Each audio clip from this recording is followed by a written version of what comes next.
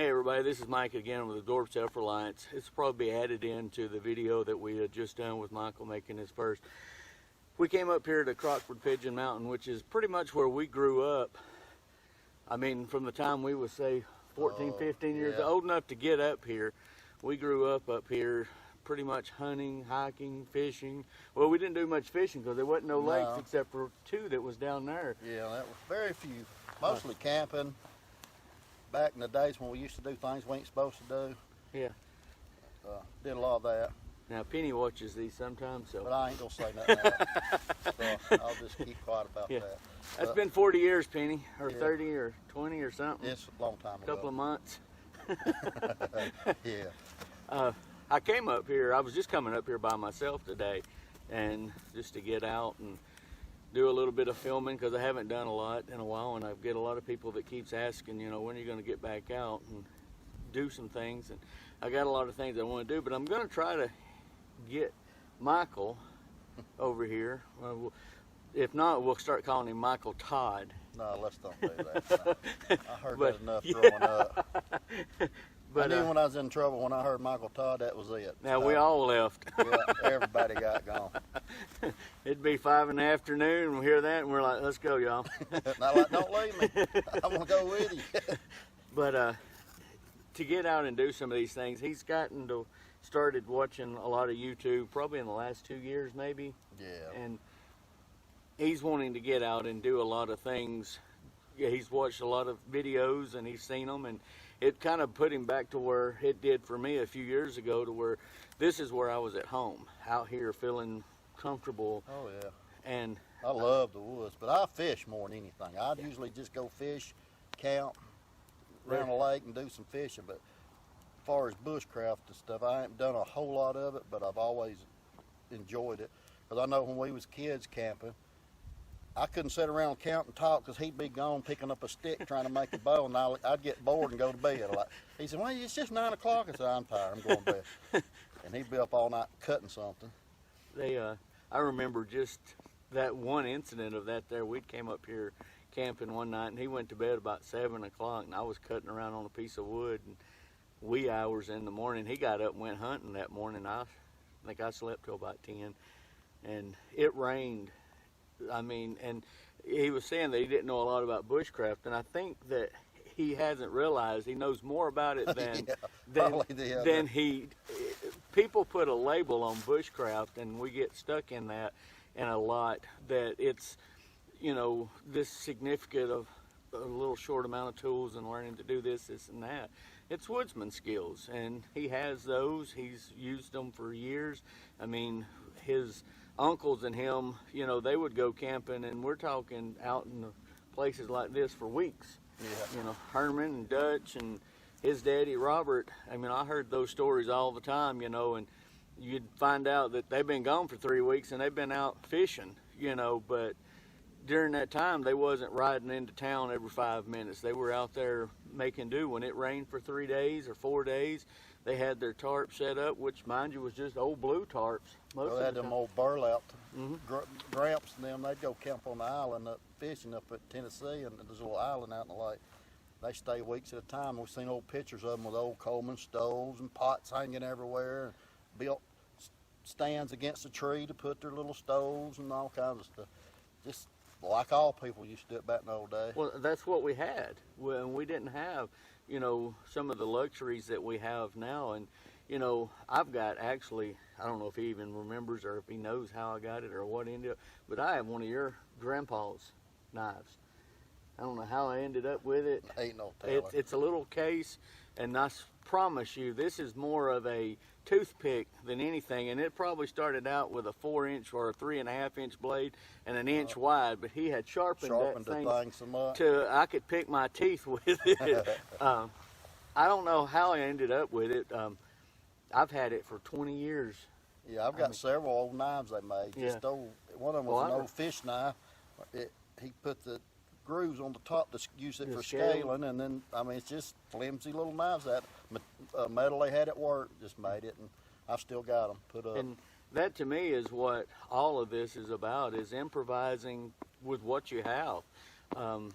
whether it be, you know, you made the knife yourself, whether you took burlap, put beeswax and oils, tongues oils, whatever else that you could put on it to make it work. But, you know, they would, little things that we don't even think about nowadays a lot of times when you're camping.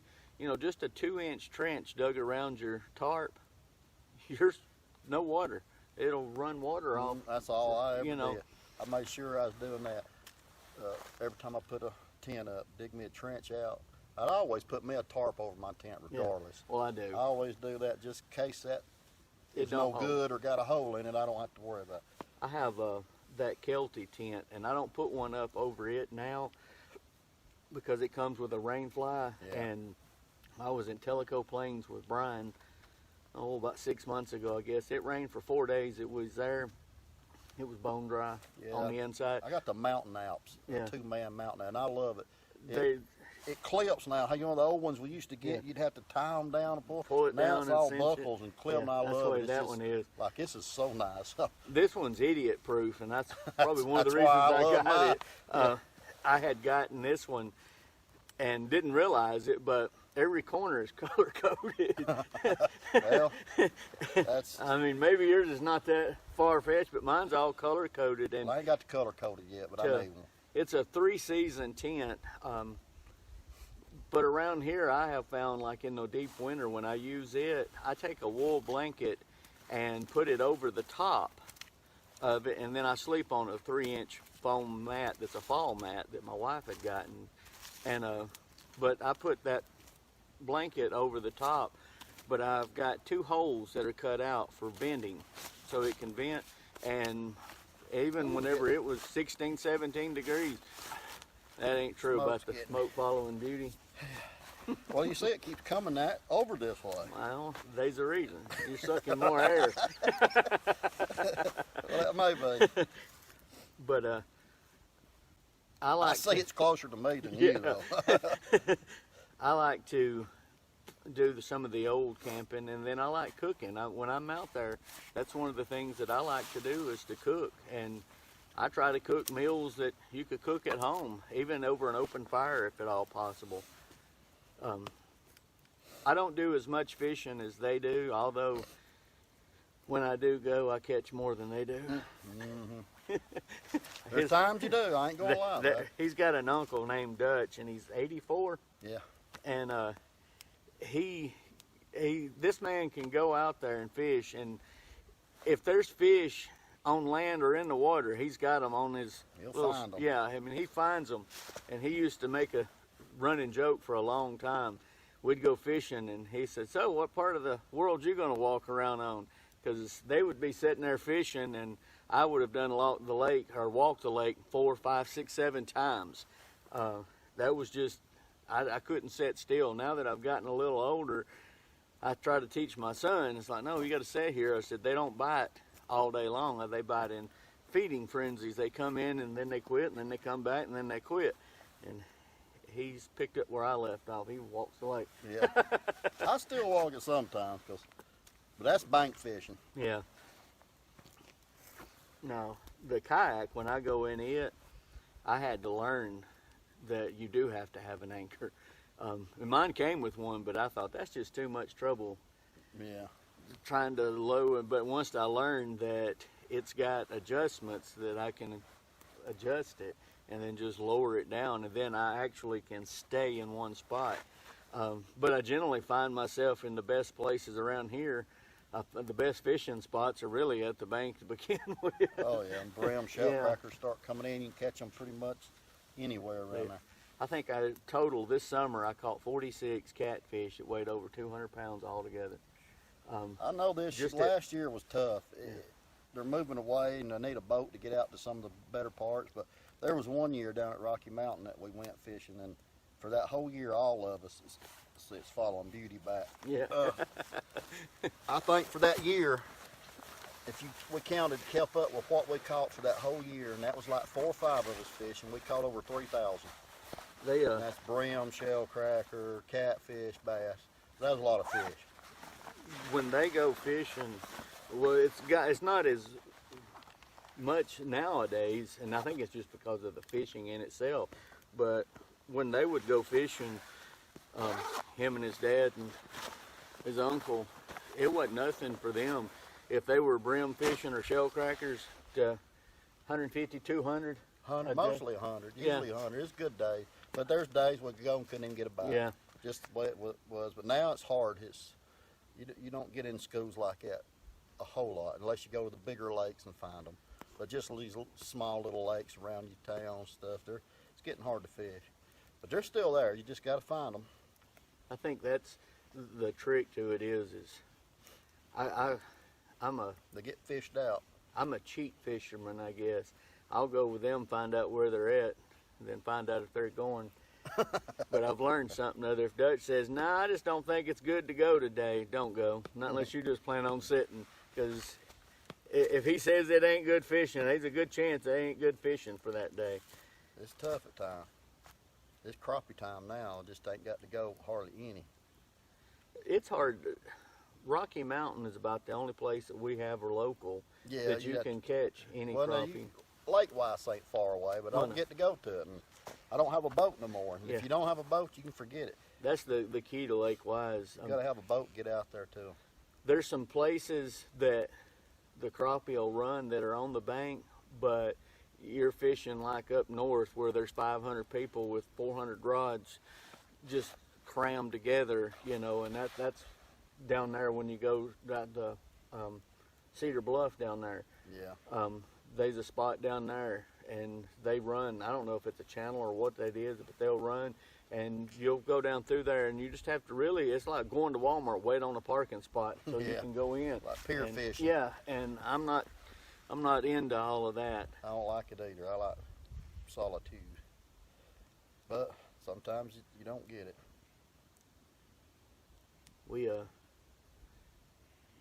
There's only one story that I can say that I outfished Dutch and him, and Dutch hit to this. Bringing it up a lot too. Dutch will do it more than I will, though. Remember that time Little Red out caught us and you got mad? No. And he used to be called Little Red because he used to have a reddish tint hair, so we nicknamed him Little Red. Now. And my uncle saw him the other day and said, "He's not Little Red anymore. I guess we just calling him X-Red." So that's his new nickname. I'm X-Red now. The funny thing is, though, I sat in there with him for 20 minutes, and he thought I was his brother or my brother. Yeah, he didn't know who he was.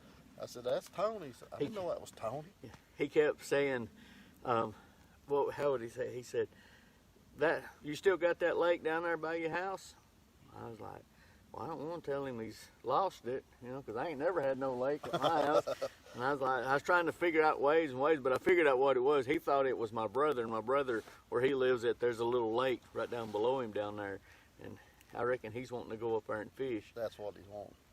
But there's a lot of good fish in there, but that man don't want you to keep any of them. And oops. Yeah. Well, that's the thing is if you're paying to stock it, that's one thing. But over time, you have to get in there and get those fish out, or there's. They get overpopulated. Yeah, and they just won't breed. They won't make any, and if they do, I they'll love be small. to eat fish. I like fish better than pretty much anything. They're good, so good. We're gonna try to get eventually. We're hoping all of our buddies that we grew up with will come out and camp. We got Tim. We want him to come out. Joy. We got a few more people. His brother. There's a bunch of us. And hopefully we can get them out here to at least spend the day out up on the mountain and chit-chat all day. It would be we good don't never to see get around everybody. to everybody no more, and we used to do this all the time, come up and listen to ball games. We miss it. Of course, I know a lot of people that does it, but we just ain't had a chance to, just work. And it was every weekend, all whether the it was time. at Gilbert's cabin, whether it was up on Pigeon Mountain, whether it was off camping somewhere. We never did spend a lot of time over on Taylor's Ridge, which is where I spend a lot of my time now. Well, I did. I hunted a lot over there, but that's about, I didn't count none.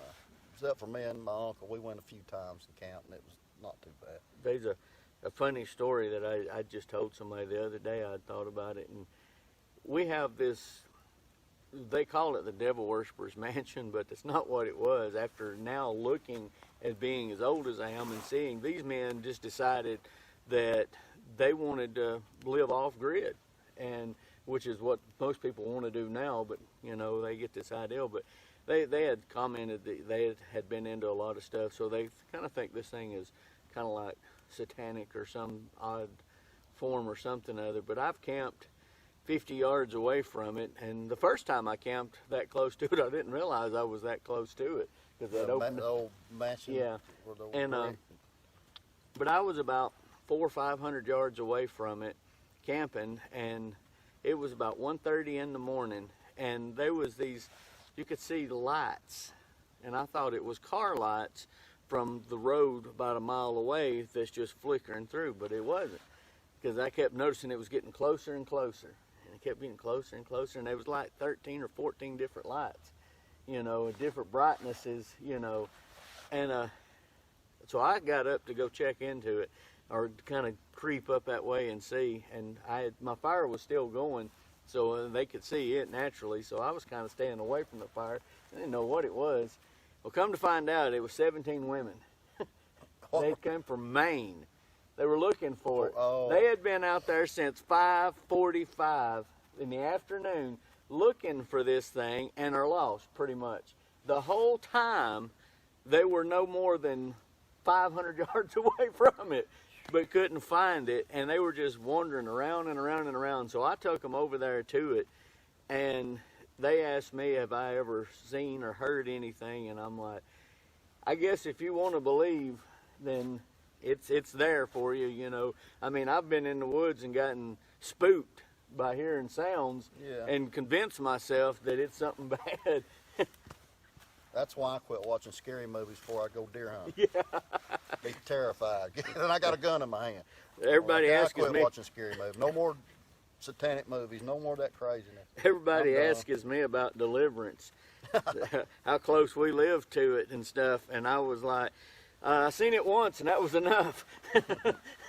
But the old camera there, she's about to run dead on us, and we're running about 20 minutes into it. But I've enjoyed today. It's just getting out, and this is kind of like what we do when we're actually out in the shop just chit-chatting, although we get in arguments more there than Yeah. anything.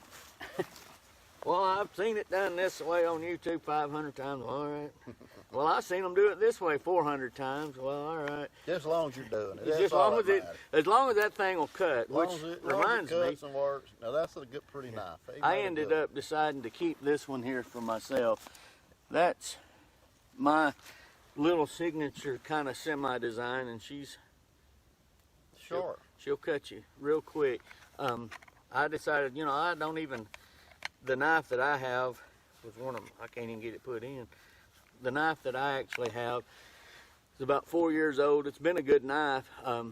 It was one of my first ones, so I decided, you know what, I'm going to put one on my side, because 90% of the time I use a Sodbuster Junior, and it's, people say, well, wouldn't tell nobody if you make knives and you use somebody else's knife, but I don't use a knife a lot. I'm more an axe or a saw or things of that nature, but I guess that's about it for this little episode here. I wanted to get some video for you guys, and I thought what better way to introduce him, and maybe he'll watch it and get a little inspiration from it, or either that or he'll say, Don't take ever it put me- down and get it down now. Yes, don't ever put me on film again. And don't you ever share that to Facebook on my page again. But that's about all that I've got with it. You got anything else you want to? No, just like I said before, just you don't get out much and you used to do it, get out and do it. Get out to the woods. It don't matter if you're doing anything. Just get with your friends, go build a fire, enjoy yourself. We don't know when our time's up on this old world, and you might as well get back and relax and do what good Lord allows us to do. Enjoy the wilderness. If you like bushcraft, get into bushcraft. If you don't, well, go out and hang out with somebody and build a fire and just talk and cook and enjoy the day. Get back to talking. Leave your phones at home and just talk. Everybody's on phones too much nowadays, and which they are nice, but when you get away from it and get out to doing something like this, it's just so peaceful. And you do it once, you'll want to do it again and again and again. But good to meet y'all. Merry Christmas. God bless. And hope if I don't see you soon, Happy New Year. We'll get him on another video. We'll get everybody on it. We'll get some more people in. We just can't put Tim on it, because ain't no telling what'll come out of his mouth. Well, we got a. We'll have to film him in silent. Bleeping thing, yeah. Yeah. Well, I don't know if isn't there like a thing to where you bleep like. Yeah, it may have to be something like that. But anyway, hope you guys enjoyed this, and we'll catch you guys on another video. Have a good one.